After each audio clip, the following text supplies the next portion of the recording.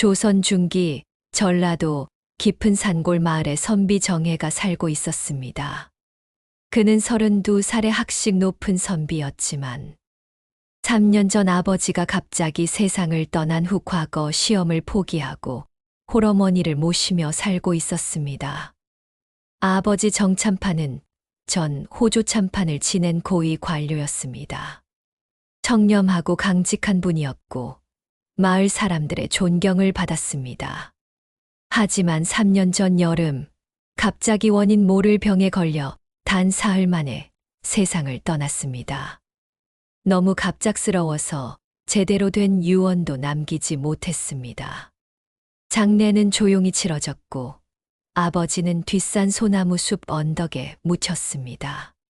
그런데 이상한 일이 있었습니다. 장례를 치르던 날 집안의 오래된 하인 김영감이 정혜를 따로 불렀습니다. 도련님, 이것을 받아두십시오. 김영감은 떨리는 손으로 봉투 하나를 건넸습니다. 참판 어른께서 돌아가시기 전날 밤 저를 불러 이것을 주시며 당부하셨습니다. 3년 후 내가 죽은 지 정확히 3년이 되는 날 해에게 전하라고 하셨습니다. 정혜는 봉투를 받아들었습니다. 봉투는 붉은 밀랍으로 단단히 봉해져 있었고 3년 후 열어볼 거지라는 글자가 아버지의 필체로 적혀 있었습니다. 왜 3년 후입니까? 정혜가 물었지만 김영감은 고개를 저었습니다. 저도 모릅니다. 다만 참판 어른의 얼굴이 무척 심각하셨습니다. 정혜는 편지를 책상 서랍 깊숙이 넣어두었습니다. 3년이라는 시간은 길었고 슬픔 속에서 그 편지를 잊고 지냈습니다. 하지만 3년이 지난 오늘 김영감이 다시 찾아와 상기시켜 주었습니다. 도련님, 오늘이 바로 그날입니다. 정혜는 서랍에서 편지를 꺼냈습니다. 붉은 밀랍은 여전히 온전했고 아버지의 필체가 선명했습니다. 손이 떨렸습니다. 밀랍을 떼어내고 편지를 펼쳤습니다. 혜야, 이 편지를 읽고 있다면 내가 죽은 지 정확히 3년이 지난 것이겠구나. 아비가 미안하다. 너에게 큰 짐을 남기게 되어서. 하지만 이것만은 꼭 지켜다오. 절대로 무슨 일이 있어도 나의 묘를 파헤치지 마라. 정혜는 눈을 크게 떴습니다. 묘를 파헤치지 말라니 도대체 무슨 뜻입니까? 편지는 계속되었습니다. 3년이 지나면 누군가 나의 묘를 파헤치려 할 것이다. 그들은 온갖 이유를 대며 너를 설득할 것이다. 하지만 절대로 허락하지 마라. 만약 묘가 열린다면 우리 집안은 멸문의 화를 당할 것이다. 이것은 아비의 마지막 부탁이다. 그리고 편지의 마지막 부분은 더욱 기묘했습니다. 만약 내가 이 경고를 어기고 묘를 연다면 너는 진실을 마주하게 될 것이다. 그 진실은 내가 알고 있던 모든 것을 뒤집어 놓을 것이다.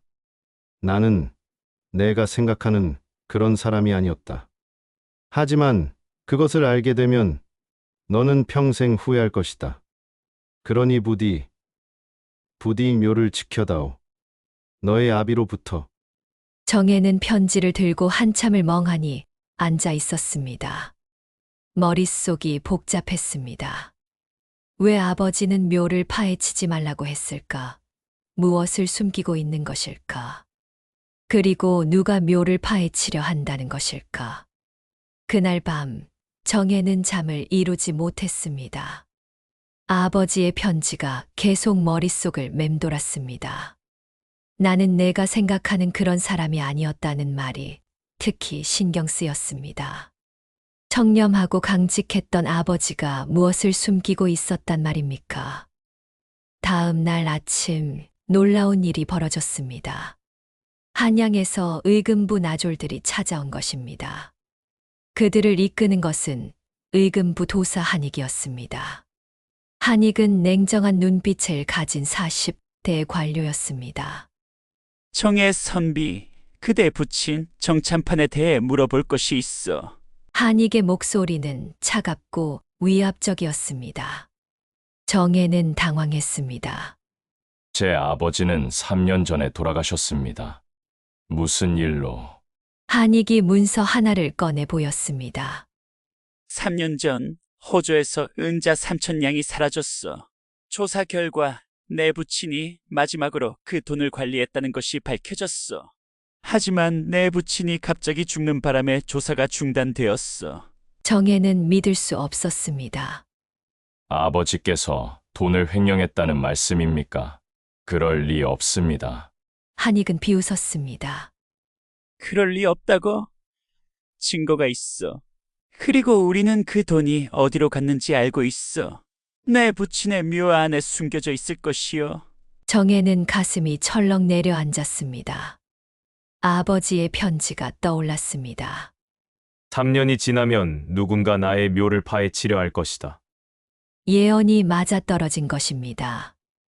묘를 파헤칠 수는 없습니다. 정혜가 소리쳤습니다. 한익은 냉소를 지었습니다. 선택권이 없어. 이것은 왕명이요. 만약 거부한다면 그대도 역적으로 몰릴 것이요. 그는 손을 들어 나졸들에게 명령했습니다. 가자. 묘로 가서 파헤쳐라. 정혜는 절망했습니다. 어떻게 해야 합니까? 아버지의 유언을 지켜야 할까요? 아니면 왕명을 따라야 할까요? 만약 묘를 파헤치면 정말로 집안이 멸문을 당할까요? 그리고 묘 안에는 과연 무엇이 있을까요? 정혜는 한익을 막아섰습니다. 기다리십시오. 제게 사흘만 시간을 주십시오. 제가 증거를 찾아보겠습니다. 아버지가 결백하다는 것을 증명하겠습니다. 한익은 잠시 생각하더니 고개를 끄덕였습니다. 좋다. 사흘을 주겠어.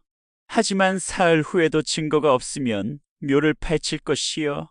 정혜는 급히 집으로 돌아와 아버지의 서재를 뒤졌습니다. 혹시 아버지가 남긴 단서가 있을지도 모릅니다. 서랍을 열고 책을 뒤지고 장롱을 뒤졌습니다. 하지만 아무것도 찾을 수 없었습니다. 그때 김영감이 다가왔습니다. 도련님, 참판 어른께서 돌아가시기 전날 밤 서재에서 무언가를 태우고 계셨습니다. 많은 문서들을 불에 태우시며 무언가 중얼거리셨습니다. 정혜가 물었습니다. 무엇이라고 하셨습니까? 김영감은 떨리는 목소리로 대답했습니다. 진실은 무덤과 함께 묻혀야 한다고 하셨습니다. 과연 정혜는 아버지의 결백을 증명할 수 있을까요? 그리고 묘 안에는 정말로 무엇이 숨겨져 있을까요? 정혜는 밤새 아버지의 서재를 샅샅이 뒤졌습니다. 하지만 아무런 단서도 찾을 수 없었습니다. 아버지가 태워버린 문서들이 유일한 증거였을 것인데 이미 제가 되어버렸습니다. 똥이 트자 정혜는 지푸라기라도 잡는 심정으로 한양으로 향했습니다. 호조에 도착한 정혜는 아버지가 마지막으로 일했던 곳을 찾았습니다. 아버지의 옛 동료들을 만나야 했습니다. 혹시 그들이 무언가 알고 있을지도 모릅니다. 하지만 대부분의 동료들은 정혜를 보자마자 고개를 돌렸습니다. 정참판의 아들, 우리는 아는 것이 없소. 그중 한 사람만이 정혜에게 다가왔습니다. 좌랑 이몽학이었습니다. 그는 40대 중반의 야윈 선비였고 아버지와 가까웠던 사람이었습니다. 정혜 도련님, 이리로 오시오. 이몽학은 정혜를 사람 없는 곳으로 데려갔습니다. 도련님, 조심하시오. 이 일은 겉보기보다 훨씬 복잡합니다. 이몽학의 목소리는 낮고 진지했습니다. 정혜가 물었습니다. 무슨 말씀이십니까? 제 아버지가 정말 횡령을 했습니까? 이몽학은 고개를 저었습니다. 정참판 어른은 그런 분이 아니셨소. 하지만 이몽학은 주위를 살피고 더욱 목소리를 낮췄습니다. 3년 전 은자 3,000냥이 사라지기 직전 참판 어른께서 이상한 행동을 하셨소. 밤늦게까지 장부를 뒤적이시더니 어느 날 갑자기 모든 장부를 집으로 가져가셨소. 정혜는 눈을 크게 떴습니다. 장부를 집으로요? 이몽학이 고개를 끄덕였습니다. 그렇소. 그리고 바로 다음 날 돈이 사라진 것이 발견되었소. 그날 밤 참판 어른께서는 급병에 걸리셨고 사흘 후 돌아가셨소. 너무 갑작스러워서 아무도 제대로 조사하지 못했소. 그 장부는 어디에 있습니까? 정혜가 다급히 물었습니다. 이몽학은 고개를 저었습니다. 아무도 모릅니다. 아마도 참판 어른께서 태워버리신 것 같소. 김 영감이 말하지 않았소? 돌아가시기 전날 밤 많은 문서를 태우셨다고. 정혜는 절망했습니다. 그렇다면 아버지의 결백을 증명할 방법이 없는 것입니다. 그때 이몽학이 조심스럽게 말했습니다. 하지만 한 가지 이상한 점이 있소. 돈이 사라진 바로 그날 의금부 도사 한익이 호조를 찾아왔소. 마치 미리 알고 있었던 것처럼. 한익이요. 정혜는 그 이름을 다시 들었습니다. 바로 지금 묘를 파헤치려는 그 사람입니다. 우연일 수도 있지 않습니까? 이몽학은 의미심장하게 웃었습니다. 세상에 우연은 없는 법이오. 한익은 그 사건 이후 승승장구했소. 지금은 의금부에서 가장 힘 있는 인물이 되었소. 정혜는 무언가 잘못되었다는 것을 직감했습니다. 한익이 이 사건과 연루되어 있을지도 모릅니다. 하지만 증거가 없습니다. 그때 이몽학이 작은 종이 한 장을 건넸습니다. 이것을 가져가시오. 참판 어른께서 돌아가시기 전날 저에게 몰래 맡기신 것이오. 만약 내게 무슨 일이 생기면 해에게 전하라고 하셨소. 정혜는 종이를 받아 펼쳤습니다. 그것은 짧은 메모였습니다. 북창골 기생집 월설로 기생 화련을 찾아라. 그녀가 진실을 알고 있다. 정혜는 이상했습니다. 청렴했던 아버지가 왜 기생집과 연관되어 있단 말입니까? 정혜는 서둘러 북창골로 향했습니다.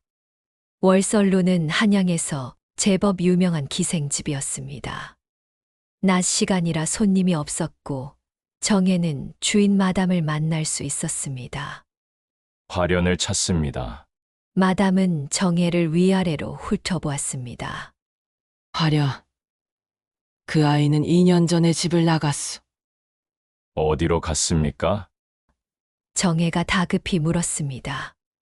마담은 고개를 저었습니다. 모르오. 어느 날 갑자기 사라졌소. 돈도 받지 않고 말이오. 이상한 일이었소도.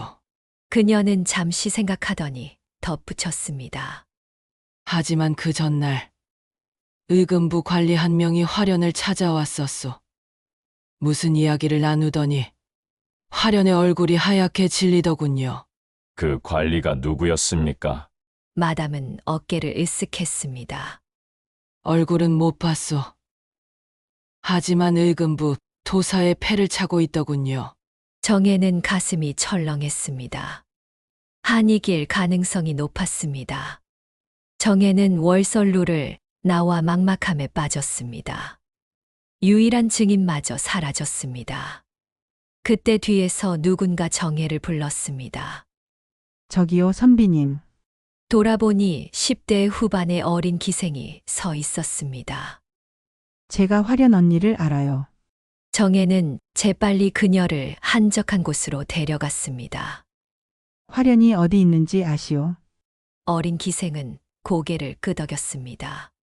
화련 언니는 남산 기슭에 있는 작은 암자에 숨어 있어요. 하지만 그녀는 두려운 표정을 지었습니다. 누군가 언니를 찾고 있어요. 무서운 사람들이요. 나를 그곳으로 안내해 줄 수 있소? 어린 기생은 망설이다가 고개를 끄덕였습니다. 하지만 조심하세요. 그 사람들이 선비님까지 해칠지도 몰라요. 해가 지고 어둠이 내렸습니다. 정혜는 어린 기생을 따라 남산으로 향했습니다. 험한 산길을 한참 올라가자 작은 암자가 나타났습니다. 불빛이 희미하게 보였습니다. 저기에요. 화련 언니가 혼자 살고 있어요. 정혜는 조심스럽게 암자로 다가갔습니다. 문을 두드리자 안에서 여인의 떨리는 목소리가 들렸습니다. 누구세요? 정혜가 대답했습니다.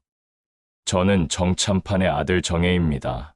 제 아버지에 대해 여쭙고 싶은 것이 있습니다. 잠시 침묵이 흘렀습니다. 그리고 문이 천천히 열렸습니다. 스물 중반의 아름다운 여인이 나타났습니다.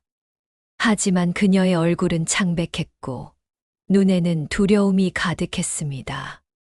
정참판의 아들, 들어오세요. 암자 안은 초라했지만 깨끗했습니다. 화련은 정혜에게 차를 따라주며 떨리는 목소리로 물었습니다. 참판 어른께서 정말 돌아가셨나요? 정혜는 고개를 끄덕였습니다. 3년 전에 돌아가셨습니다.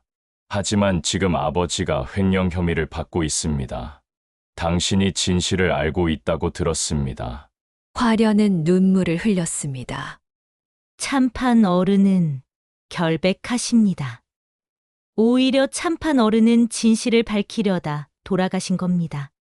정혜는 몸을 앞으로 기울였습니다. 무슨 뜻입니까? 자세히 말씀해 주십시오. 화련은 한참을 망설이다가 입을 열었습니다. 3년 전 저는 한익 도사의 첩이었습니다. 그는 저를 이용해 조정의 고위 관료들 정보를 캐냈습니다. 어느 날 한익은 제게 정참판 어른을 유혹하라고 명령했습니다. 아버지를? 정혜는 믿을 수 없었습니다. 화련은 고개를 끄덕였습니다. 하지만 참판 어른은 저를 거절하셨습니다. 그분은 청렴한 분이셨으니까요. 한익은 화가 났고 다른 방법을 찾기 시작했습니다. 그리고 어느 날 화련의 목소리가 떨렸습니다. 한익은 호조의 은자 3,000냥을 훔쳤습니다. 그리고 그 죄를 정참판 어른에게 뒤집어 씌우려 했습니다. 장부를 조작하고 증거를 만들었습니다. 하지만 참판 어른께서 그것을 눈치채셨고 진짜 장부를 집으로 가져가셨습니다. 정혜는 숨이 멎는 듯 했습니다. 그렇다면 아버지는? 화련이 고개를 끄덕였습니다. 참판 어른은 한익의 범행을 폭로하려 하셨습니다. 하지만 그 전에 한익이 먼저 움직였습니다. 참판 어른께 독을 먹였습니다. 독이라고요. 정혜는 충격을 받았습니다. 그렇다면 아버지는 병으로 돌아가신 것이 아니라 화련은 눈물을 흘리며 말했습니다. 한익이 죽인 겁니다. 그리고 저도 그 일에 이용되었습니다. 저는 참판 어른께 독이 든 술을 전달했습니다. 한익의 명령으로. 정혜는 분노와 슬픔이 뒤섞인 채 주먹을 불끈 쥐었습니다. 당신이 아버지를 죽인 겁니까? 화련은 바닥에 엎드려 울었습니다. 죄송합니다. 저도 몰랐습니다. 한익은 그저 잠이 드는 약이라고 했습니다. 나중에 진실을 알고 너무 괴로워서 도망쳤습니다. 정혜는 화련을 밀쳐냈습니다. 하지만 동시에 깨달았습니다. 이것이 바로 아버지가 숨기려 했던 진실입니다. 한익의 범죄를 알게 되면 한익은 정혜의 가족까지 모두 죽일 것입니다. 그래서 아버지는 묘를 파헤치지 말라고 했던 것입니다. 증거가 있습니까? 정혜가 물었습니다. 화련은 고개를 저었습니다. 없습니다. 한익은 모든 증거를 없앴습니다. 심지어 저까지 죽이려 했습니다. 정혜는 절망했습니다. 증거 없이는 한익을 고발할 수 없습니다. 그때 화련이 떨리는 목소리로 말했습니다. 하지만 한 가지 방법이 있습니다. 참판 어른께서 가져가신 진짜 장부, 그것이 아직 어딘가에 있다면 한익의 범죄를 증명할 수 있습니다. 정혜는 깨달았습니다. 장부가 묘 안에 있다는 말씀입니까? 화련히 고개를 끄덕였습니다. 정혜는 딜레마에 빠졌습니다. 아버지는 묘를 파헤치지 말라고 했습니다. 하지만 진실을 밝히려면 묘를 열어야 합니다. 과연 정혜는 어떤 선택을 할까요? 그리고 묘 안에는 정말로 장부가 있을까요? 정혜는 암자를 나와 밤길을 걸으며 깊은 고민에 빠졌습니다. 아버지의 유언을 지켜야 할까요? 아니면 진실을 밝혀야 할까요? 묘를 열면 아버지의 결백을 증명할 수 있지만 동시에 아버지가 그토록 두려워했던 멸문의 화가 닥칠지도 모릅니다. 집으로 돌아온 정혜는 어머니를 찾아갔습니다. 어머니는 병석에 누워 계셨지만 아들의 심각한 표정을 보고 물었습니다. 무슨 일이냐, 혜야? 정혜는 모든 것을 털어놓았습니다. 아버지의 편지, 한익의 음모, 그리고 화련의 고백까지. 어머니는 한참을 침묵하다가 떨리는 목소리로 말했습니다. 내 아버지는 죽기 전날 밤 나를 불러 말씀하셨다. 여보, 내가 죽으면 해를 지켜주시오. 절대로 내 묘를 파헤치게 하지 마시오. 그것만이 우리 가족을 지키는 길이오. 어머니는 눈물을 흘렸습니다. 어머니, 하지만 이대로 두면 아버지는 영원히 역적으로 남게 됩니다. 정혜가 외쳤습니다. 어머니는 고개를 저었습니다.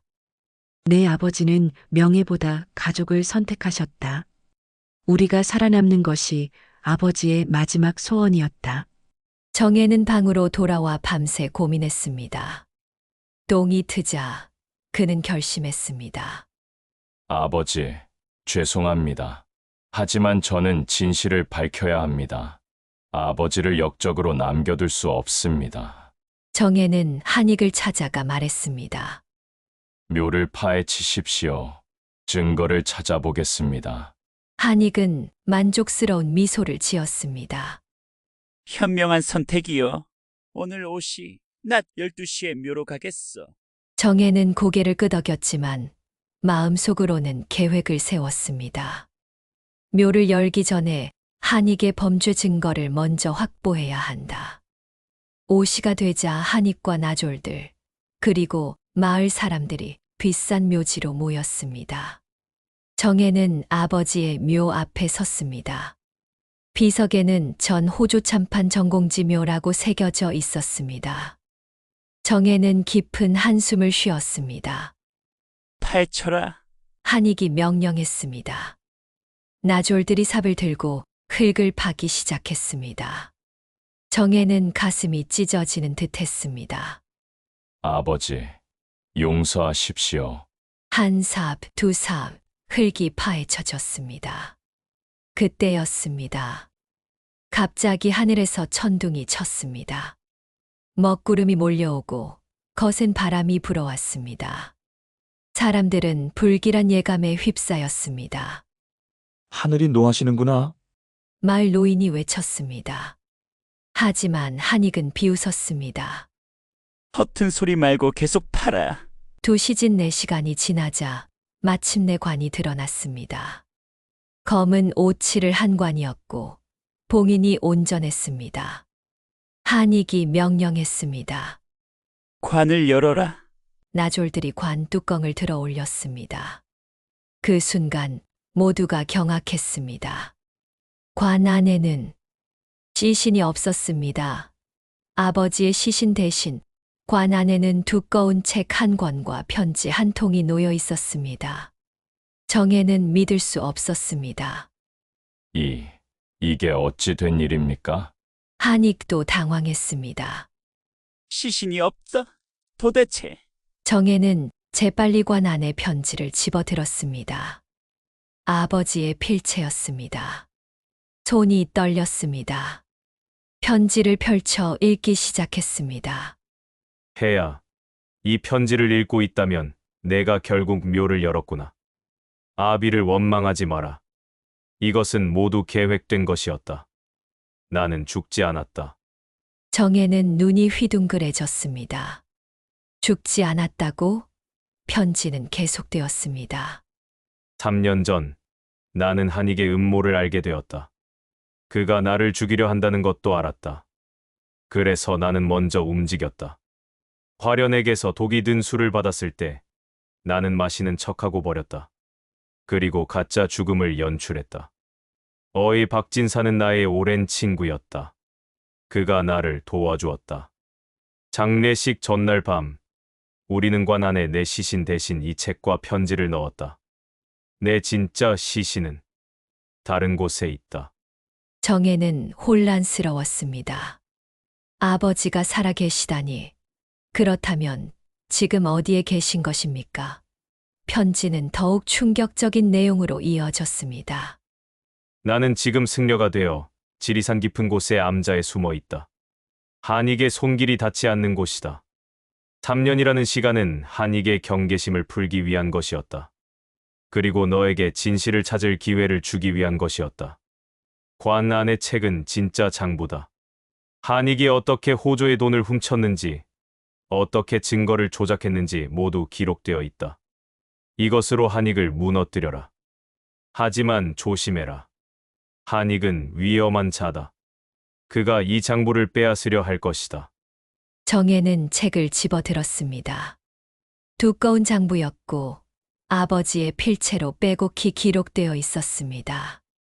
한익의 안색이 변했습니다. 그것을 내놓아라. 그가 소리쳤습니다. 정혜는 재빨리 책을 품에 안았습니다. 이것은 제 아버지의 유품입니다. 한익이 나졸들에게 명령했습니다. 저자를 잡아라. 책을 빼앗아라. 나졸들이 정혜에게 달려들었습니다. 그 순간 마을 사람들이 앞을 막았습니다. 안 됩니다. 정참판 어른은 청렴한 분이셨소. 도사나리, 이것은 너무 심하지 않소? 한익은 칼을 뽑았습니다. 비켜라. 방해하면 모두 역적으로 몰겠다. 정혜는 혼란 속에서 도망쳤습니다. 장부를 품에 안고 산길을 내달렸습니다. 뒤에서 나졸들이 쫓아왔습니다. 정혜는 숨이 턱까지 찼지만 멈출 수 없었습니다. 이 장부가 유일한 증거입니다. 해가 지고 어둠이 내렸습니다. 정혜는 산속 동굴에 숨어 나졸들을 따돌렸습니다. 숨을 고르고 장부를 펼쳐 읽기 시작했습니다. 아버지가 기록한 내용은 충격적이었습니다. 한익은 호조의 돈을 훔친 것뿐만 아니라 여러 고위 관료들에게 뇌물을 주고 권력을 키웠습니다. 심지어 대신들의 약점을 잡아 협박했습니다. 이 장부에는 모든 증거가 상세히 기록되어 있었습니다. 이것만 있으면 한익을 무너뜨릴 수 있다. 정혜는 희망을 품었습니다. 하지만 문제는 이 장부를 어떻게 왕에게 전달할 것인가였습니다. 한익은 의금부를 장악하고 있고 그의 수하들이 사방을 감시하고 있습니다. 밤이 깊어졌습니다. 정혜는 동굴에서 잠시 눈을 붙였습니다. 하지만 새벽녘 이상한 소리에 잠에서 깼습니다. 발소리였습니다. 누군가 동굴 입구로 다가오고 있었습니다. 정혜는 숨을 죽이고 뒤편으로 숨었습니다. 어둠 속에서 검은 옷을 입은 자객 3명이 나타났습니다. 그들은 칼을 들고 있었고 살기가 느껴졌습니다. 정혜가 이 근처에 숨어 있을 것이다. 찾아서 죽여라. 장부를 되찾아라. 정혜는 가슴이 철렁했습니다. 한익이 자객을 보낸 것입니다. 정혜는 무기도 없었고 싸울 수도 없었습니다. 어떻게 해야 합니까? 그때 동굴 밖에서 또 다른 목소리가 들렸습니다. 거기 서라. 자객들이 돌아보았습니다. 달빛 아래 한 사람이 서 있었습니다. 승려의 옷을 입은 장년의 남자였습니다. 하지만 그 얼굴은 정혜가 아는 얼굴이었습니다. 아버지? 정혜는 믿을 수 없었습니다. 편지에서 말한 대로 아버지는 살아 계셨습니다. 아버지는 미소를 지으며 말했습니다. 해야, 오래 기다렸구나. 자객들이 칼을 휘둘렀습니다. 내 놈도 죽어라. 하지만 아버지는 놀라운 무술 실력으로 자객들을 제압했습니다. 3년간 산속에서 무술을 연마했던 것입니다. 자객들은 쓰러졌고 아버지와 아들은 마침내 제외했습니다. 아버지, 정말 살아 계셨군요. 정혜는 눈물을 흘리며 아버지를 끌어안았습니다. 아버지도 눈물을 흘렸습니다. 미안하다, 해야. 너에게 큰 짐을 지웠구나. 과연 부자는 한익을 무너뜨릴 수 있을까요? 그리고 숨겨진 진실의 전말은 무엇일까요? 아버지와 아들은 동굴을 빠져나와 깊은 산속으로 향했습니다. 자객들은 쓰러졌지만 곧 한익이 더 많은 추격자를 보낼 것이 분명했습니다. 아버지는 정혜를 이끌고 험한 산길을 올랐습니다. 서두르자. 안전한 곳으로 가야 한다. 한 시진을 걸어 도착한 곳은 작은 암자였습니다. 하지만 평범한 암자가 아니었습니다. 암자 안에는 여러 명의 사람들이 기다리고 있었습니다. 정혜는 놀랐습니다. 그들 중에는 조정 대신들과 무관들이 있었습니다. 이분들은 정혜가 물었습니다. 아버지가 대답했습니다. 3년 동안 내가 모은 동맹들이다. 모두 한익의 횡포에 고통받던 사람들이지. 우리는 오늘을 위해 오랫동안 준비해왔다. 한 늙은 대신이 앞으로 나왔습니다. 영의정 김상원이었습니다. 정혜는 깜짝 놀랐습니다. 영의정 대감님, 어찌 이곳에? 김상원은 정중하게 절을 올렸습니다. 정참판 어른께서 3년 전부터 연락을 하셨소. 한익의 악행을 폭로하기 위해서는 시간이 필요했소. 또 다른 인물이 나타났습니다. 호조판서 이덕형이었습니다. 그는 아버지의 직속 상관이었습니다. 정참판, 오래 기다렸소. 드디어 때가 온 것이오. 아버지는 고개를 끄덕였습니다. 그렇소. 해가 장부를 찾아냈소. 정혜는 품에서 장부를 꺼냈습니다. 김상원은 장부를 받아 펼쳐 읽었습니다. 그의 얼굴이 점점 굳어졌습니다.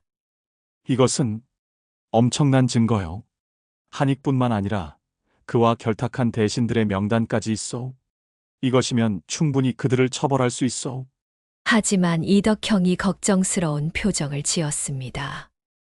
문제는 한익이 의금부를 장악하고 있다는 것이오. 게다가 그의 수하들이 궁궐 곳곳에 있소.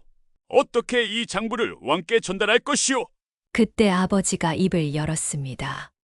그래서 내가 3년을 기다린 것이오. 단순히 증거를 모으는 것만으로는 부족했소. 우리에게는 확실한 계획이 필요했소. 아버지는 지도를 펼쳤습니다. 한양의 지도였고 여러 곳에 표시가 되어 있었습니다. 한익의 수하들은 주로 이 5곳을 거점으로 삼고 있소. 의금부, 북촌 저택, 남산 막루, 동대문 창고, 그리고 서빙구. 우리는 동시에 이 5곳을 제압해야 하오. 아버지의 목소리는 확신에 차 있었습니다. 한 무관이 물었습니다. 하지만 우리 병력이 충분하오. 한익의 수하는 최소 300명은 될 것이오. 아버지는 미소를 지었습니다. 걱정 말게. 나에게는 비밀 무기가 있소. 그가 손뼉을 치자 암자 밖에서 수십 명의 승려들이 나타났습니다. 하지만 그들은 평범한 승려가 아니었습니다. 모두 무술에 능한 무승들이었습니다.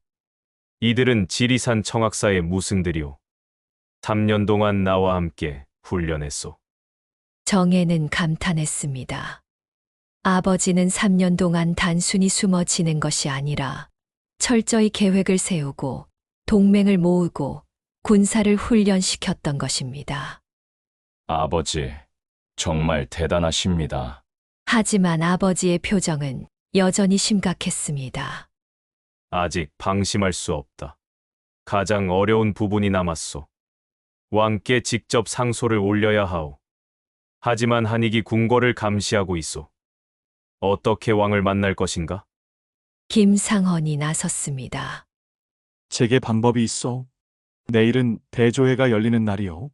모든 대신들이 참석하는 조정회의지요. 그때 정참판 어른께서 직접 나타나 왕께 장부를 올리시오. 하지만 그것은 너무 위험하지 않소? 이덕형이 반대했습니다. 한익이 바로 그 자리에 있을 것이오. 그가 정참판을 해칠 수도 있소. 아버지는 고개를 저었습니다. 오히려 그것이 가장 안전한 방법이오. 모든 대신들이 보는 앞에서 한익은 함부로 움직일 수 없소. 정혜가 나섰습니다. 아버지, 제가 함께 가겠습니다. 아버지는 아들을 바라보았습니다.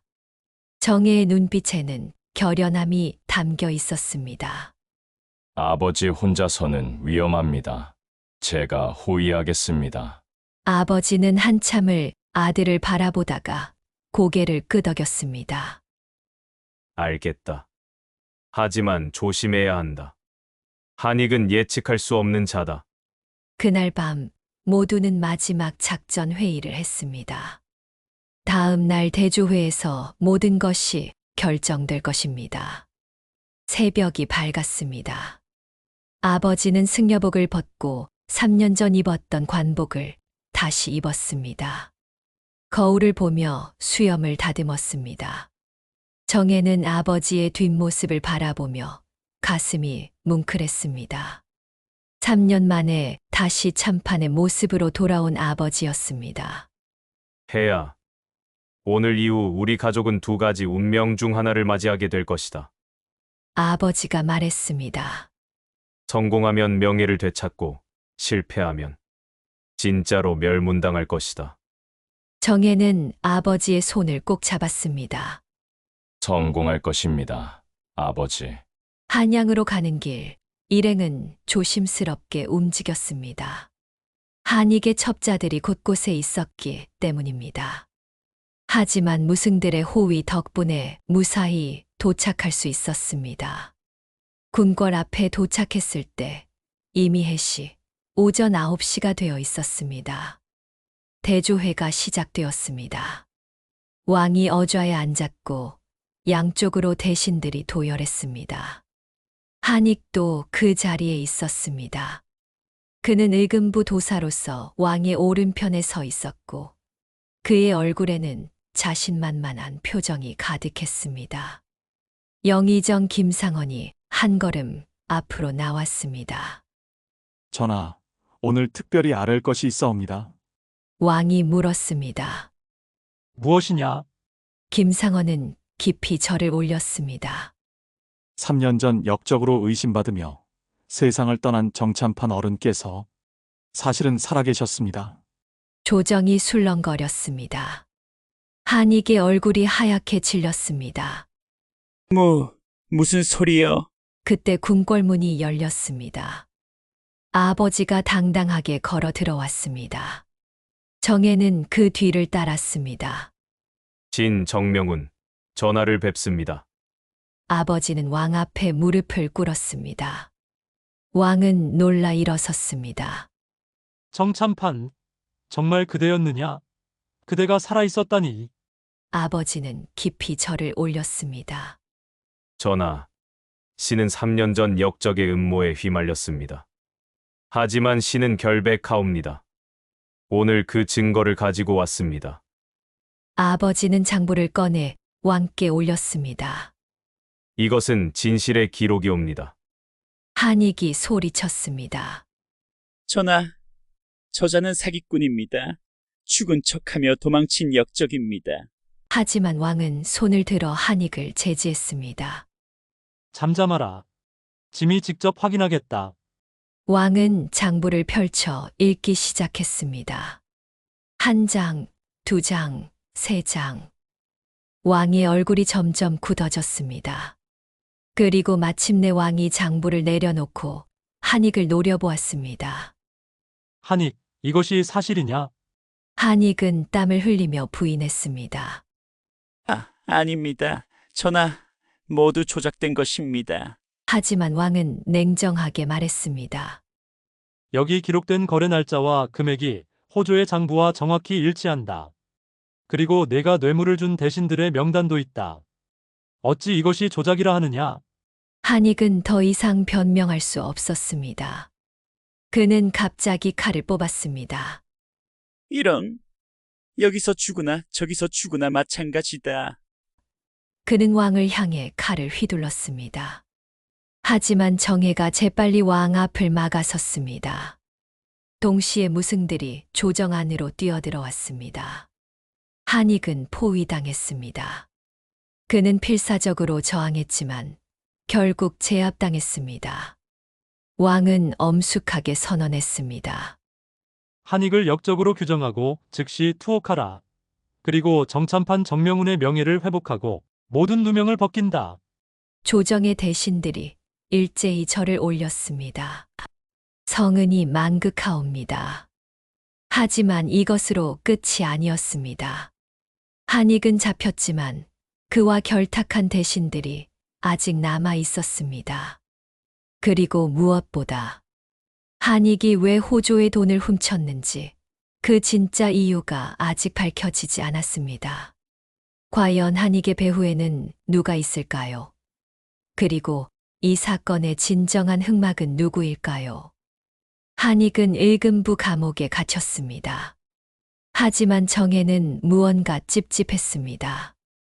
너무 쉽게 끝난 것 같았습니다. 한익 같은 자가 혼자 이렇게 큰 음모를 꾸밀 수 있었을까요? 분명 배후가 있을 것입니다. 그날 밤 정혜는 아버지와 함께 회수한 장부를 다시 살펴보았습니다. 아버지, 이상합니다. 한익이 훔친 은자 3,000냥이 어디로 갔는지 명확하지 않습니다. 아버지도 고개를 끄덕였습니다. 나도 그것이 걱정이었다. 한익의 재산을 조사해봤지만 3,000냥의 행방은 묘연하다.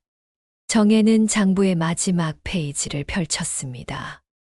거기에는 아버지의 필체로 이상한 기록이 있었습니다. 3년 전 7월 보름, 한익이 북촌의 어느 저택에 큰 상자를 들고 들어갔다. 한밤중이었고 경비가 삼엄했다. 그 저택의 주인은 그 뒤에 글씨는 지워져 있었습니다. 마치 누군가 일부러 지운 것 같았습니다. 정혜가 물었습니다. 아버지, 왜 이 부분을 지우셨습니까?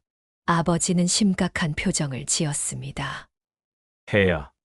어떤 진실은 알아서는 안 되는 것도 있다. 무슨 말씀이십니까? 정혜는 의아했습니다.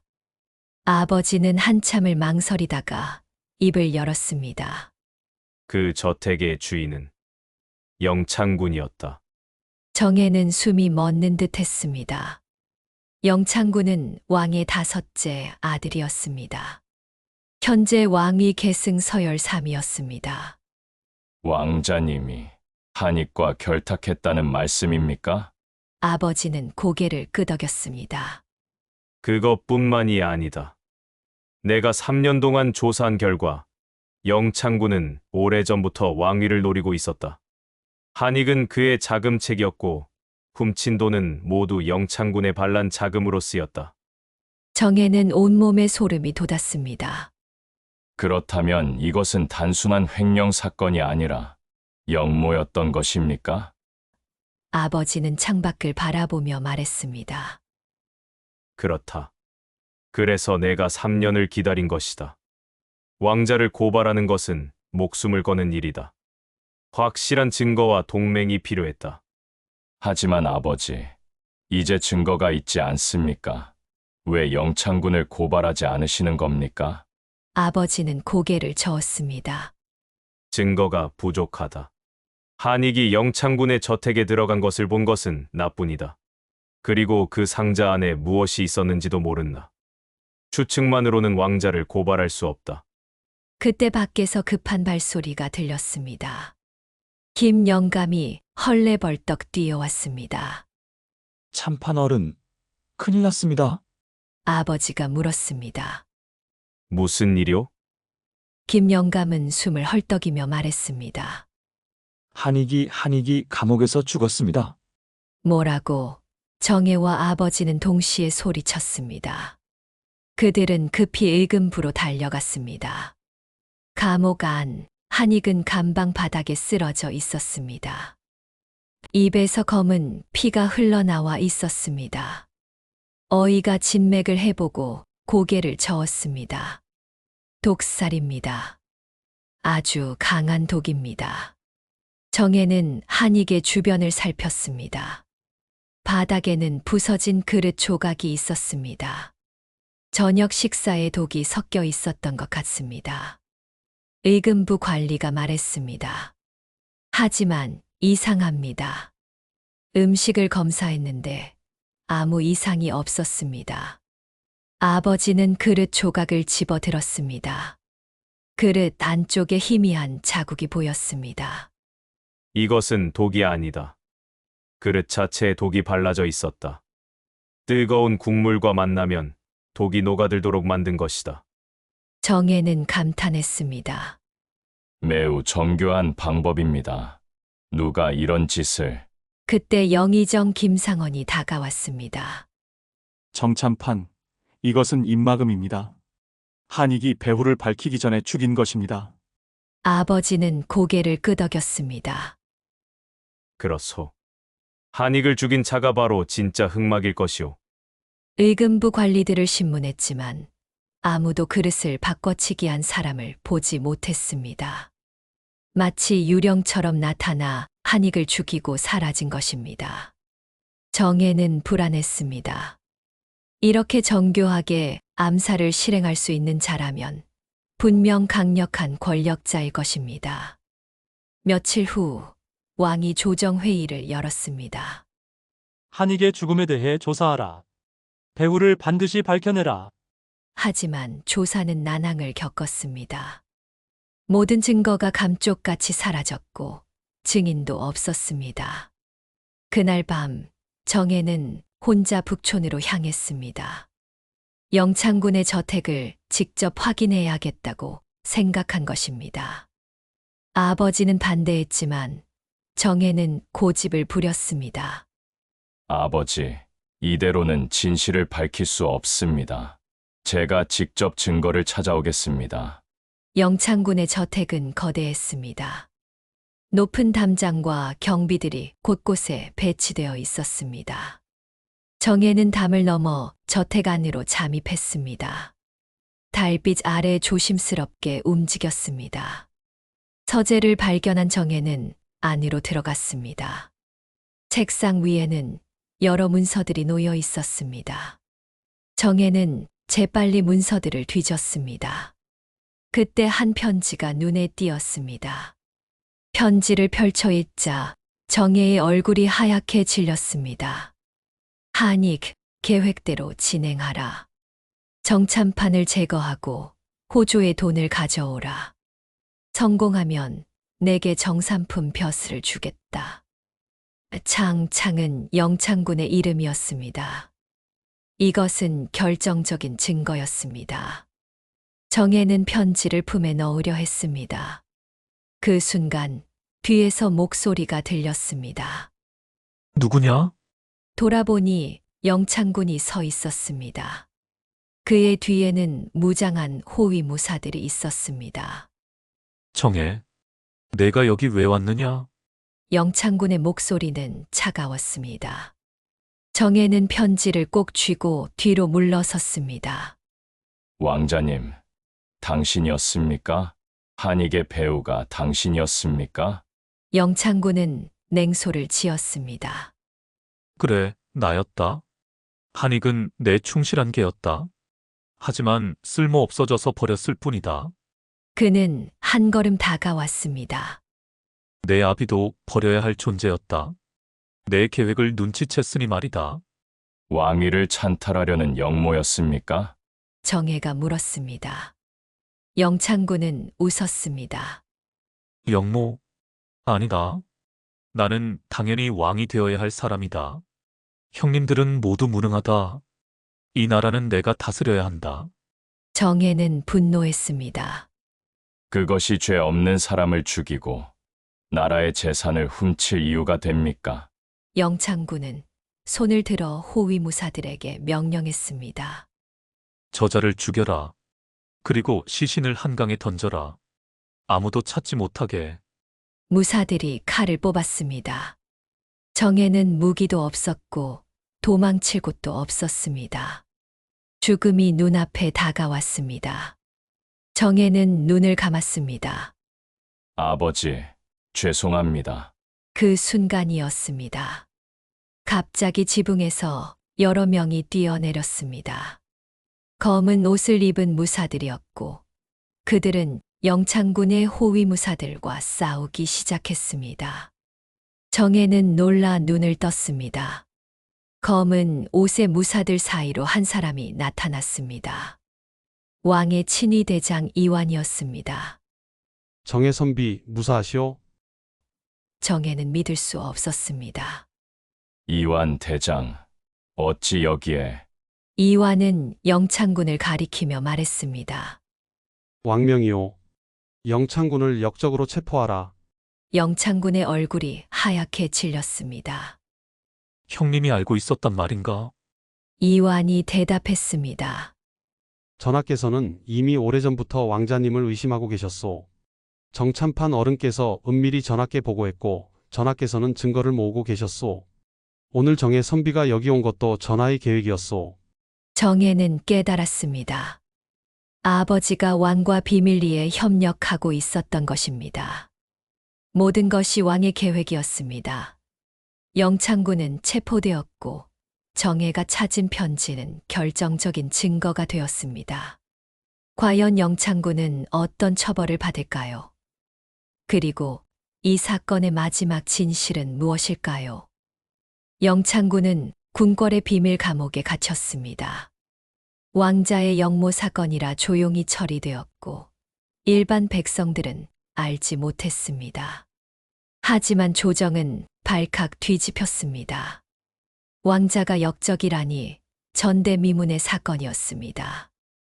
다음 날 왕은 아버지와 정혜를 비밀리에 불렀습니다. 왕의 침전이었고 아무도 없었습니다. 왕은 두 사람에게 자리에 앉으라고 했습니다. 정참판, 그리고 정혜. 두 사람 덕분에 큰 화를 막았어.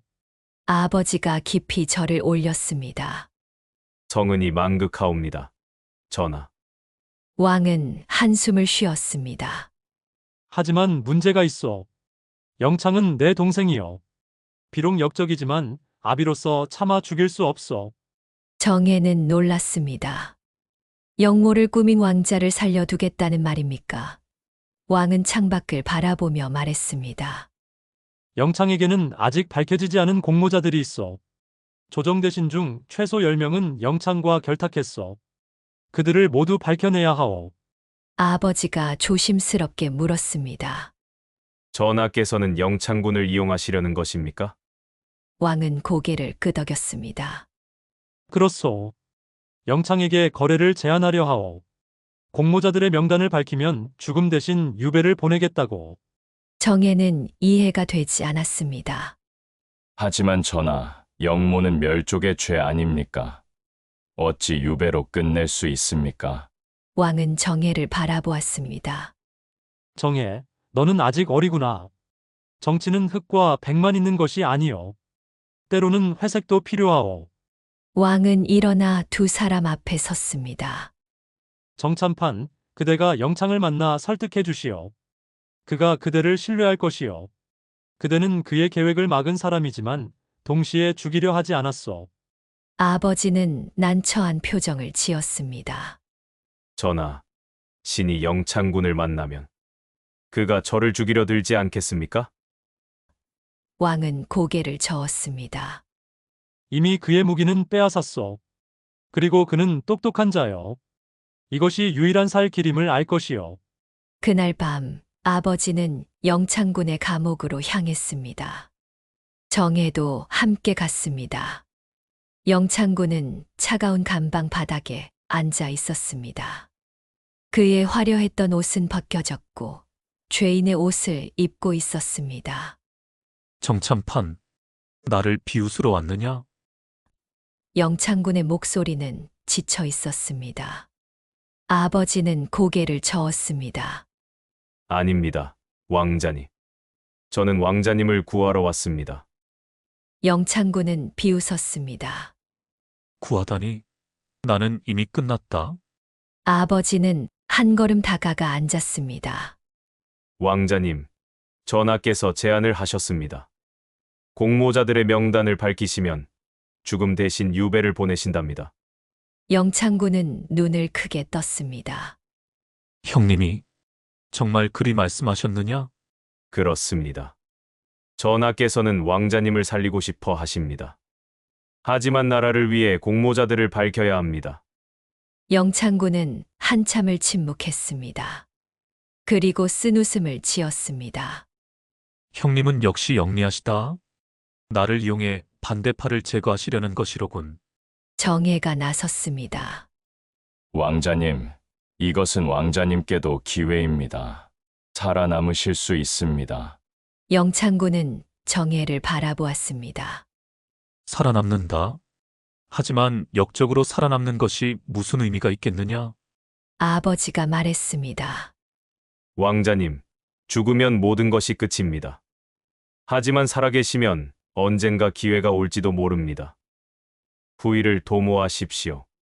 영창군은 한참을 고민했습니다. 선택지는 두 가지였습니다.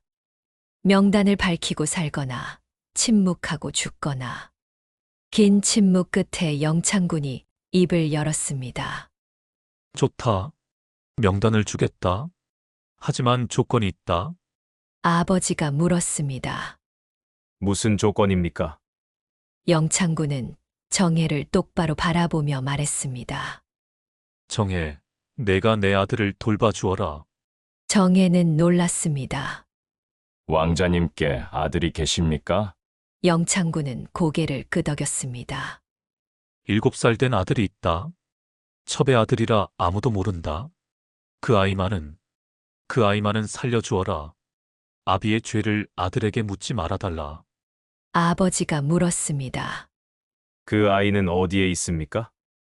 영창군은 주소를 알려주었습니다. 남촌 작은 초가집에 첩과 함께 숨어 있다. 부디 그 아이를 지켜달라. 정예는 고개를 끄덕였습니다. 약속하겠습니다. 아이를 지키겠습니다. 영창군은 안도의 한숨을 쉬었습니다. 그리고 품에서 작은 종이 하나를 꺼냈습니다. 이것이 명단이다. 총 12명의 대신과 5명의 무관이 나와 함께했다. 아버지는 명단을 받아보았습니다. 그의 얼굴이 굳었습니다. 그 안에는 조정의 핵심 대신들의 이름이 적혀 있었습니다. 좌의정 박문수, 병조판서 최인호, 형조판서 윤석열. 모두 막강한 권력자들이었습니다. 이들이 모두 영모에 가담했습니까? 정혜가 물었습니다. 영창군은 고개를 끄덕였습니다. 박문수는 자금을 댔고 최인호는 군사를 약속했으며 윤석열은 법적 보호를 약속했다. 우리는 내년 봄에 거사를 일으킬 예정이었다. 아버지는 심각한 표정을 지었습니다. 이것은 단순한 영모가 아니라 조정 전체를 뒤흔들 음모였군요. 영창군은 쓴웃음을 지었습니다. 나는 혼자가 아니었다. 많은 이들이 현재의 조정에 불만을 품고 있었다. 그날 밤 아버지와 정혜는 왕에게 명단을 올렸습니다. 왕은 명단을 보고 충격을 받았습니다. 이렇게 많은 신하들이 짐을 배신했단 말인가? 왕의 목소리는 떨렸습니다. 영의정 김상원이 걱정스럽게 말했습니다. 전하, 이들을 모두 처벌하시면 조정이 텅 비게 됩니다. 신중히 하셔야 합니다. 왕은 한참을 고민했습니다. 모두를 처벌할 수도 없고 그렇다고 용서할 수도 없었습니다. 왕은 결단을 내렸습니다. 주모자 3명만 처벌하고 나머지는 관직을 박탈한다. 그리고 모두 한양에서 추방한다. 이것은 관대한 처벌이었지만 동시에 현명한 결정이었습니다. 조정의 기능을 유지하면서도 영모 세력을 제거한 것입니다. 며칠 후 영창군은 제주도로 유배되었습니다. 떠나기 전 그는 정혜를 불렀습니다. 정혜, 약속을 지켜라. 내 아들을 부탁한다. 정혜는 고개를 끄덕였습니다. 걱정하지 마십시오. 정혜는 남촌의 초가집을 찾아갔습니다. 문을 두드리자 20 중반의 여인이 나왔습니다. 그녀의 품에는 7살쯤 되어 보이는 아이가 안겨 있었습니다. 누구십니까? 여인의 목소리는 떨렸습니다. 영창군께서 저를 보내셨습니다. 아이를 지키라고 하셨습니다. 정혜가 말했습니다. 여인은 눈물을 흘렸습니다. 왕자님께서 제 아이를 기억하고 계셨군요. 정혜는 아이를 바라보았습니다. 아이는 맑은 눈으로 정혜를 쳐다보고 있었습니다. 이 아이의 이름은 무엇입니까? 여인이 대답했습니다. 이명이라고 합니다. 정혜는 아이의 머리를 쓰다듬었습니다. 명희야, 걱정하지 마라. 내가 너를 지켜줄게. 하지만 정혜는 몰랐습니다. 이 아이가 훗날 얼마나 중요한 인물이 될지를, 그리고 이 만남이 또 다른 운명의 시작이 될지를. 과연 정혜는 이명을 어떻게 키울까요? 그리고 이 사건의 진정한 결말은 무엇일까요? 정혜는 이제 40이 넘은 중년이 되었고 호조판서의 자리에 올랐습니다. 아버지 정명훈은 영의정이 되어 나라를 이끌고 있었습니다. 한때 역적의 가문이었던 정씨 가문은 이제 조선 최고의 명문가가 되었습니다. 하지만 정혜에게는 늘 마음 한편에 걸리는 일이 있었습니다. 바로 이명이었습니다. 영창군의 아들, 역적의 자식. 정혜는 약속대로 이명을 자신의 집으로 데려와 키웠습니다. 이명의 어머니는 병으로 세상을 떠났고 이명은 정혜의 양아들이 되었습니다. 이명은 이제 17살의 준수한 청년으로 자랐습니다. 총명하고 무술에도 뛰어났으며 학문에도 능했습니다. 하지만 정혜는 늘 불안했습니다. 이명이 진실을 알게 되면 어떻게 될까? 자신의 아버지가 역적이었다는 것을, 그리고 내가 그 아버지를 감옥에 보낸 사람이라는 것을 알게 되면. 어느 가을날 이명은 정혜의 서재에서 우연히 오래된 문서 하나를 발견했습니다. 10년 전 영창군 영모 사건의 기록이었습니다. 이명은 문서를 읽으며 얼굴이 하얗게 질렸습니다. 그 안에는 자신의 친부가 영창군이라는 사실이 적혀 있었습니다. 이명은 손이 떨렸습니다. 나는 역적의 자식이었단 말인가? 그는 계속 문서를 읽었습니다. 양아버지 정혜가 어떻게 영창군을 체포했는지, 어떻게 자신을 구해주었는지 모두 적혀 있었습니다. 그날 밤 이명은 정혜를 찾아갔습니다.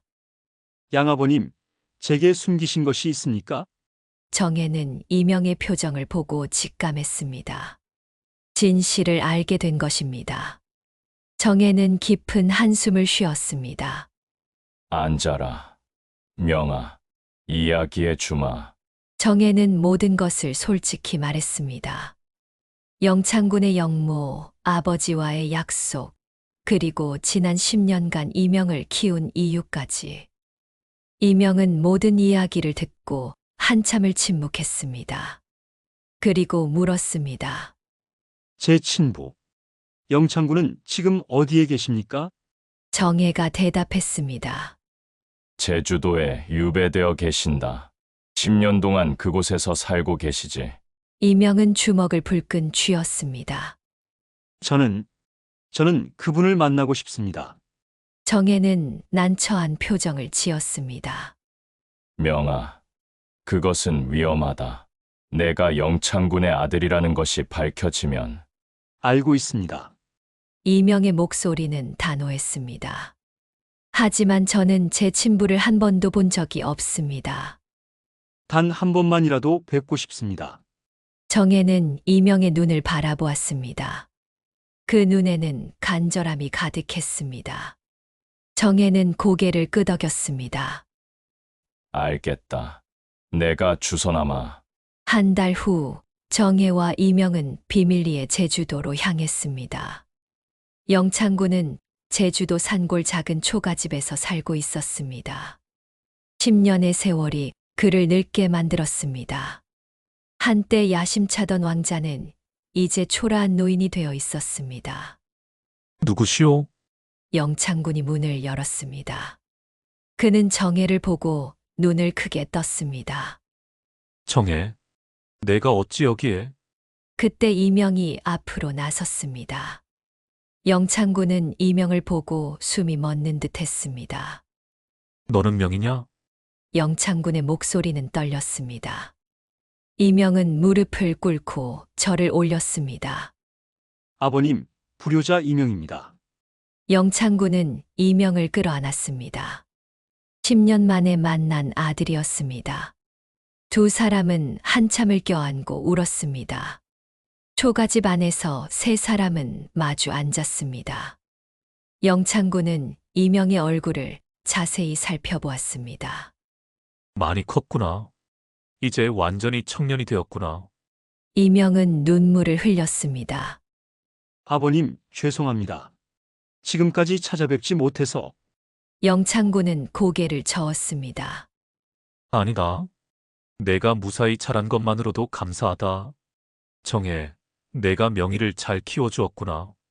고맙다. 정혜는 고개를 숙였습니다. 약속을 지켰을 뿐입니다. 영창군은 이명에게 물었습니다. 명아, 너는 아비를 원망하지 않느냐? 영모를 꾸민 역적의 자식으로 태어나게 한 것을. 이명은 고개를 저었습니다. 원망하지 않습니다. 아버님도 아버님 나름의 이유가 있으셨을 것입니다. 영창군은 한참을 침묵하다가 입을 열었습니다. 명아, 내가 영모를 꾸민 것은 사실 권력욕 때문만은 아니었다. 정혜와 이명은 놀라 영창군을 바라보았습니다. 무슨 말씀이십니까? 영창군이 털어놓았습니다. 당시 나라는 썩어가고 있었다. 탐관 오리들이 백성을 괴롭혔고 외척들이 권력을 농단했다. 나는 이 나라를 바로잡고 싶었다. 하지만 방법이 잘못되었다. 영모라는 잘못된 길을 택한 것이 나의 죄다. 그는 이명의 손을 잡았습니다. 명아, 너는 나와 다른 길을 가거라. 정도를 걸어라. 힘으로 빼앗는 것이 아니라 실력으로 얻어라. 백성을 위하는 진정한 관료가 되거라. 이명은 눈물을 흘리며 고개를 끄덕였습니다. 알겠습니다, 아버님. 영창군은 미소를 지었습니다. 그리고 정혜를 원망하지 마라. 그는 너의 진정한 아버지다. 나보다 더 훌륭한 아버지다. 사흘 후 정혜와 이명은 제주도를 떠났습니다. 이명은 돌아가는 배 위에서 정혜에게 물었습니다. 양아버님, 제가 과거에 응시해도 될까요? 정혜는 놀라 이명을 바라보았습니다. 명아, 내가 영창군의 아들이라는 것이 밝혀지면 위험하다. 이명은 단호하게 말했습니다. 숨어 살 수는 없습니다. 저는 당당하게 제 실력으로 관직을 얻고 싶습니다. 그리고 제 친부가 이루지 못한 꿈을 올바른 방법으로 이루고 싶습니다. 정혜는 이명의 의지를 보고 고개를 끄덕였습니다. 알겠다. 내가 도와주마. 2년 후 이명은 과거에 장원 급제했습니다. 그의 논술은 나라를 개혁하는 방안으로 가득했고 왕은 감동했습니다. 이 젊은이는 나라의 기둥이 될 것이요. 이명은 승문원에 배치되었고 빠르게 승진했습니다. 하지만 문제가 생겼습니다. 조정의 한 대신이 이명의 출생을 의심하기 시작한 것입니다. 이명이라는 자, 도대체 어디서 온 것이오? 정의 친자식도 아니고 양자라는데 출신이 뭐하오? 소문이 퍼지기 시작했습니다. 이명은 역적의 자식이 아닐까? 정혜는 불안했습니다. 만약 진실이 밝혀지면 이명은 관직을 잃고 처벌받을 수도 있었습니다. 그때 이명이 결단을 내렸습니다. 그는 대조회에서 왕 앞에 무릎을 꿇었습니다. 전하, 신에게 고백할 것이 있습니다. 조정이 조용해졌습니다. 이명은 또렷한 목소리로 말했습니다. 신은 영창군의 아들입니다. 역적의 자식입니다. 조정이 술렁거렸습니다. 대신들은 충격을 받았고 정혜는 얼굴이 하얗게 질렸습니다. 왕은 엄숙한 표정으로 물었습니다. 그것이 사실이냐? 이명은 고개를 끄덕였습니다. 그렇습니다. 하지만 신은 아버지의 죄를 이어받지 않았습니다. 신은 정의 판서님의 가르침 아래 정도를 배웠고 나라를 위해 헌신하고자 합니다. 부디 신에게 기회를 주십시오. 왕은 한참을 이명을 바라보았습니다. 그리고 입을 열었습니다. 이명, 그대의 솔직함에 감동했소. 아비의 죄는 자식에게 전가되지 않소. 그대가 나라를 위한다면 짐은 그대를 믿겠소. 조정이 다시 술렁거렸지만 왕의 결정은 확고했습니다. 이명은 관직을 유지했고 오히려 왕의 총애를 받게 되었습니다. 정혜는 안도의 한숨을 쉬었습니다. 그날 밤 정혜는 이명에게 물었습니다. 명아, 왜 스스로 밝힌 것이냐? 숨길 수도 있었을 텐데. 이명은 미소를 지었습니다. 양아버님께서 가르쳐 주셨습니다. 진실은 언젠가 드러나게 되어 있고 솔직함이 최고의 방어라고. 과연 이명은 어떤 관료가 될까요? 그리고 이 이야기의 마지막 결말은 무엇일까요? 20년이 더 흘렀습니다. 이명은 이제 30대 후반의 성숙한 관료가 되었고 호조판서의 자리에 올랐습니다. 그는 백성을 사랑하고 청렴한 관리로 유명했습니다. 한때 역적의 자식이었던 그는 이제 조선 최고의 명신이 되어 있었습니다. 정혜는 이제 60이 넘었고 영의정에서 물러나 여생을 보내고 있었습니다. 아버지 정명훈은 5년 전 80의 나이로 평화롭게 세상을 떠났습니다.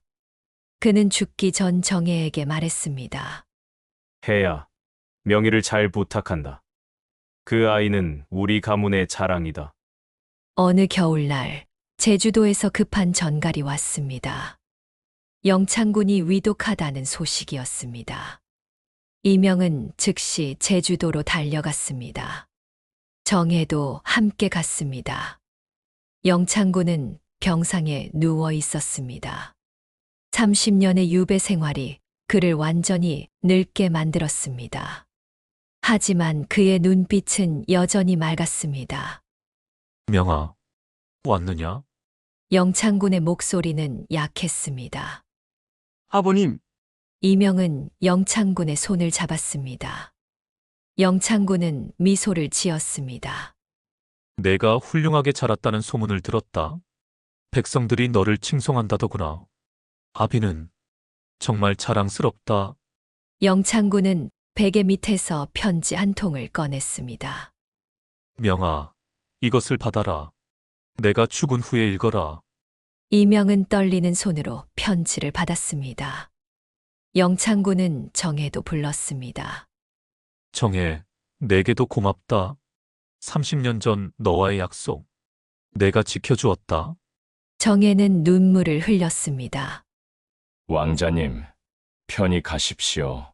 영창군은 두 사람을 바라보며 마지막 말을 남겼습니다. 명아, 정혜를 아버지로 여기거라. 그가 진짜 내 아버지다. 그리고 나의 꿈을 이루어다오. 올바른 방법으로. 그날 밤 영창군은 평화롭게 눈을 감았습니다. 그는 역적으로 죽었지만 마지막에는 후회 없는 표정이었습니다. 이명은 아버지의 장례를 조용히 치렀습니다. 장례를 마친 후 이명은 영창군의 편지를 펼쳤습니다. 정혜도 옆에서 함께 읽었습니다. 편지에는 놀라운 내용이 적혀 있었습니다. 명아, 이 편지를 읽고 있다면 아비는 이미 세상을 떠났을 것이다. 아비가 마지막으로 진실을 털어놓겠다. 30년 전 영모 사건의 전모를 말이다. 사실 나는 진짜 영모를 꾸민 것이 아니었다. 내가 왕위를 노린 것은 사실이지만 실제로 거사를 일으킬 생각은 없었다.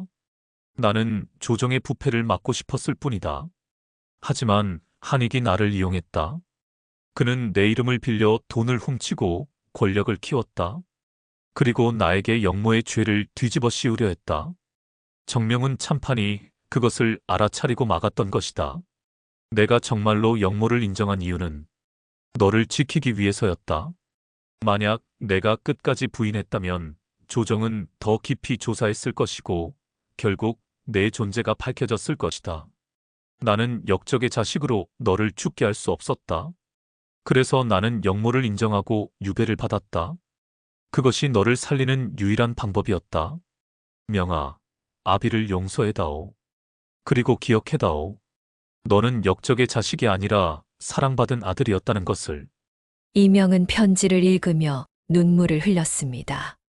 30년 동안 친부는 자신을 지키기 위해 역적으로 살았던 것입니다. 정혜도 눈물을 닦았습니다.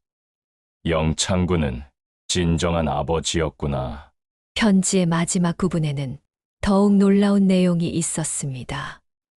명아, 내게 비밀을 하나 더 알려주겠다.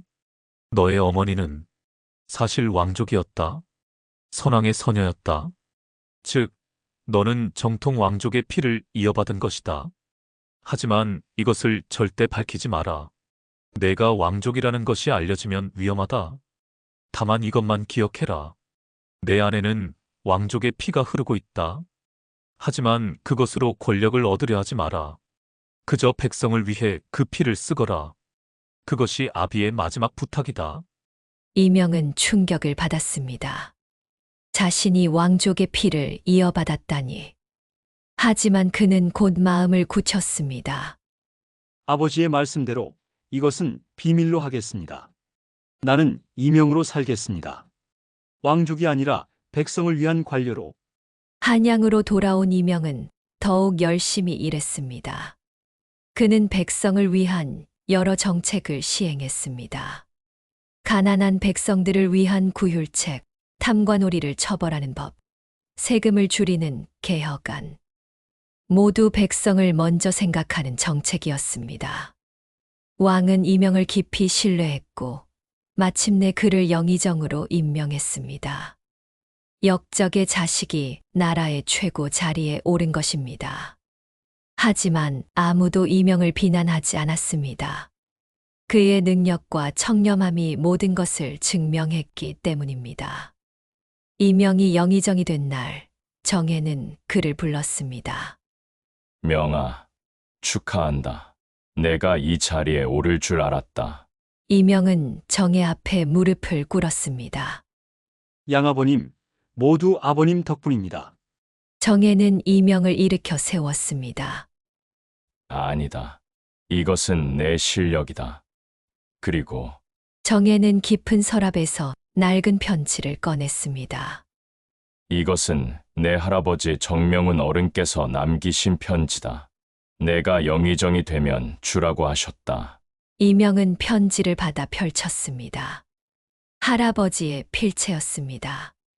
명아, 이 편지를 읽고 있다면 내가 영의정이 되었다는 뜻이겠구나. 30년 전 내가 내 친부 영창군을 만났을 때 그는 나에게 부탁했다. 제 아들을 훌륭한 사람으로 키워달라고. 나는 약속했고 정혜가 그 약속을 지켰다. 그리고 너는 우리의 기대를 뛰어넘었다. 명아, 너는 역적의 자식이 아니다. 너는 조선의 희망이다. 이제 내가 이 나라를 이끌어라. 너의 친부가 이루지 못한 꿈, 부패 없는 깨끗한 나라를 만들어라. 하지만 내 친부처럼 잘못된 방법을 쓰지 마라. 정도를 걸어라. 그리고 기억해라. 진실은 언젠가 드러나게 되어 있다. 하지만 진실을 대하는 태도가 사람을 만든다. 너는 솔직함으로 모든 것을 이겨냈다. 그것이 내 최고의 무기다. 이명은 편지를 읽고 깊이 절을 올렸습니다. 할아버지께, 양아버지께, 그리고 친부께. 세 분의 아버지가 자신을 이 자리까지 이끌어 주었습니다. 죽은 아버지의 편지로 시작된 정혜의 이야기는 이처럼 대를 이어 진실로 완성되었습니다. 30년이라는 긴 세월 동안 세 세대의 남자들이 각자의 방식으로 진실을 지켰습니다. 정명훈은 목숨을 걸고 진실을 밝혔고, 정혜는 약속을 지키며 진실을 키웠으며, 이명은 솔직함으로 진실을 증명했습니다. 그리고 영창군은 사랑으로 진실을 지켰습니다. 이 이야기가 우리에게 전하는 교훈은 명확합니다.